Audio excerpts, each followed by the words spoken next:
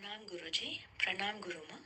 मैं आज का थर्ड आई मेडिटेशन का एक्सपीरियंस शेयर करना चाहती हूँ। आज जब गुरु माँ ने शांत होने को कहा तो मैंने मन ही मन कहा मैं शांत हूँ, और उतना कहते ही थर्ड आई पर एक ऑरेंज लाइट आ गया और 1-2 सेकंड में वो लाइट पूरी बॉडी पे आ गया। और थोड़ी ही देर में पूरा बॉडी ऐसा लगा जैसे थर्ड आई के साथ लॉक हो गया। मैं बॉडी ढीला नहीं कर पा रही थी, मैं तो हिला भी नहीं पा रही थी। बस उस पोजीशन में ऐसा लगा जैसे बीच में थर्ड आई और बॉडी पूरी एक लाइन में आ गई है। और पीछे से आवाज़ आ रही थी जैसे बिजली के तार में एक हम ज़्ज़ करके जो आवाज़ आती है, वो आवाज़ के साथ मैं उसी पोजीशन पे काफ़ी देर तक बैठी थी गुरुजी। बस ये आपके साथ शेयर करना था। ओके, प्रणाम गुरुजी।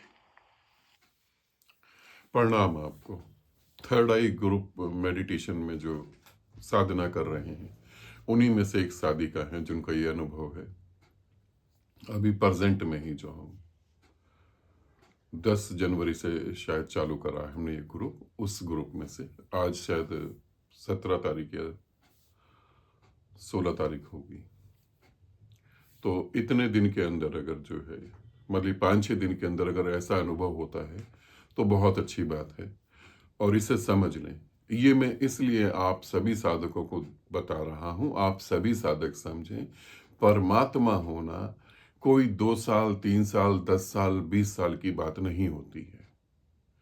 ये अगर आप ठीक से समझे और चले तो हो सकता है बहुत तेजी से घट जाए, मगर हमें घट रहा है परमात्मा, बताने वाला कोई है नहीं।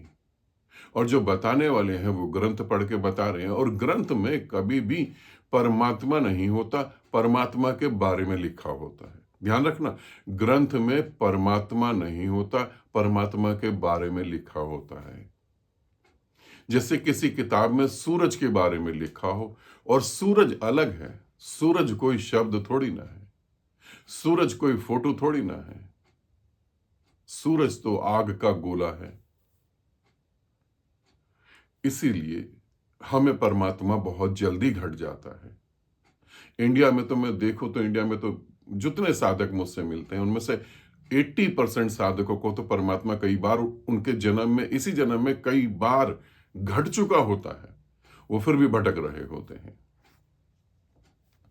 खैर, वीडियो बहुत लंबा हो जाता है, अनुभव की बात करते हैं। तंत्र में इस विधि के बारे में दे रखा है। तंत्र में शिव पार्वती को बताते हैं कि जब तुम साधना कर रहे हो, थर्ड आई की साधना के बारे में बताते हैं। इसे समझ लेना, ठीक है, मैं समझाने की कोशिश कर रहा हूं। इसे सभी साधक समझें जो थर्ड आई पे साधना कर रहे हैं या और भी कोई साधना कर रहे हैं, तो आप सभी समझें। शिव कहते हैं कि जब तुम थर्ड आई पे साधना करोगी देवी, तो प्रकाश उतरेगा। प्रकाश उतरेगा मतलब प्रकाश ऊपर से उतरेगा और भीतरी प्रकाश पैदा हो जाएगा, और वो दोनों प्रकाश एक दूसरे को पकड़ लेंगे, एक दूसरे के साथ जुड़ जाएंगे। उस स्थिति में तुम मिट जाओगी, और वही परम स्थिति है। उसी में रहना है, 24 घंटे उसी में शांत हो जाना है। अब जो साधिका ने बताया उसकी व्याख्या मैं कर रहा हूं। जो शिव ने पार्वती को बताया, जो शिव ने मां को बताया, देवी को बताया, वो मैं तुम्हें बता रहा हूं, इसे समझो, ठीक है। थर्ड आई पे साधना करते करते अचानक प्रकाश जैसा महसूस हुआ, जैसे बोला मैं शांत हूं, प्रकाश जैसा महसूस हुआ। आप समझें ये प्रकाश उतर रहा है, और ये आपका अंतर प्रकाश है, आपकी आत्मा। अब ये देख, मेरे हाथ को पूरे ध्यान से देखेंगे, मेरे को नहीं देखें। अब ये जो है ऐसे हो रहा है, ये ऐसे हो रहा है, तो ये ऐसे हो रहा है, तो एक दूसरे के अपोजिट जा रहा है, तो आप बॉडी को हिला सकते हैं। ये ऐसे हो गया, एक इधर चला गया, एक इधर चला गया, एक इधर चला गया, एक इधर चला गया। ये ऐसे ऐसे हो रहा है, आप बॉडी को हिला सकते हैं। ये ऐसे हो गया, आप बॉडी को हिला सकते हैं। ये उतर रहा है, जैसे ऊपर से प्रकाश उतर रहा है और भीतर का प्रकाश जागृत हो रहा है। ये ऐसे कनेक्ट हो गया, ये देखें, ये ऐसे कनेक्ट हो गया। ये कनेक्टिविटी को देखें, ये कनेक्टिविटी को देखें, ये कनेक्ट हो गया।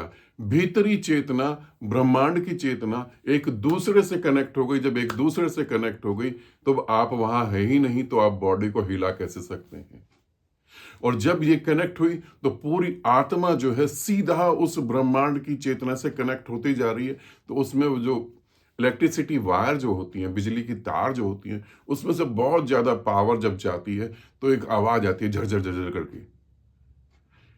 जो अनहदनाथ की साधना कर रहे हैं उनको ये पता लगा होगा। तो जब वो चेतना मतलब आत्मा और परमात्मा एक दूसरे में समा गए, तब आपका बॉडी एकदम एकदम लॉक हो जाएगा। एकदम लॉक हो जाएगा, वो लॉक को आप तोड़ नहीं पाएंगे। वही क्षण है जिसके बारे में ग्रंथों में कहा गया एनलाइटनमेंट, बुद्धत्व। ये हुआ क्षणिक भर, ये हुआ सिर्फ कुछ समय के लिए। अब आपको ये समझ जाना चाहिए, जो साधिका के साथ घटा उनको भी मैं बता रहा हूं, वीडियो तो आप देख ही रहे हैं। अब आपको ये समझ जाना कि ये घटना उस बुद्धत्व के जो है एक झलक है। अब कैसे मैं साधना करूं और कैसे मैं उसमें गति करूं और कैसे वो घटित होगा।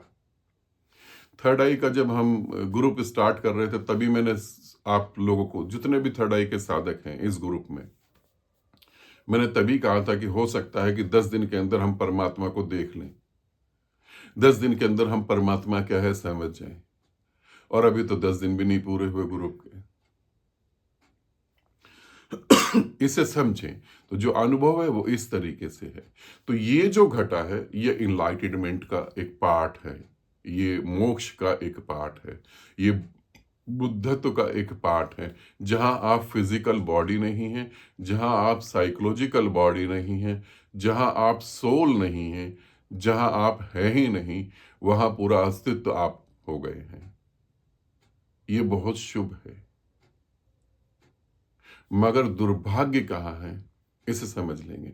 दुर्भाग्य कहाँ है, ये आपके साथ घट भी रहा है और आपको इसके बारे में पता भी नहीं है, और आप फिर भी परमात्मा को ढूंढने में लगे हुए हैं।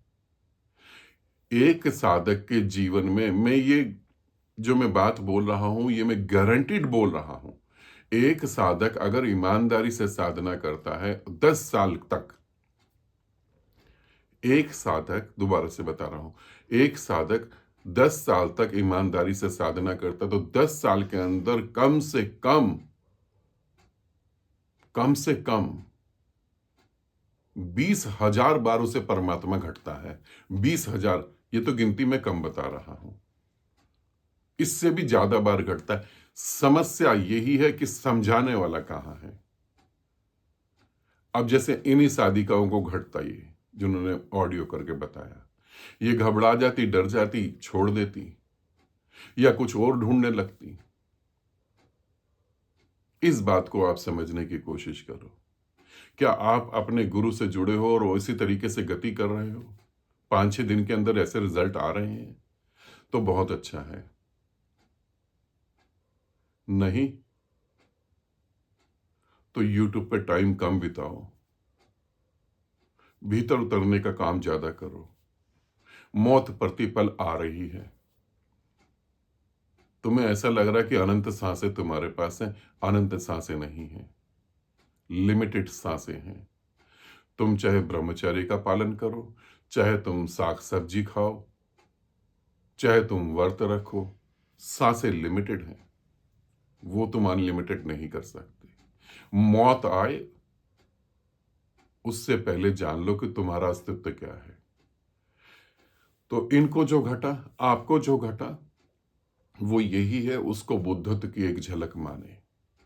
और ये सुनने के बाद तो घर में फिर खुशी मनाएं, पार्टी करें, हंसें, है ना। मैंने ग्रुप में बताया ना कि सभी साधकों और साधिकाओं को खुश होना चाहिए, हंसते रहना चाहिए।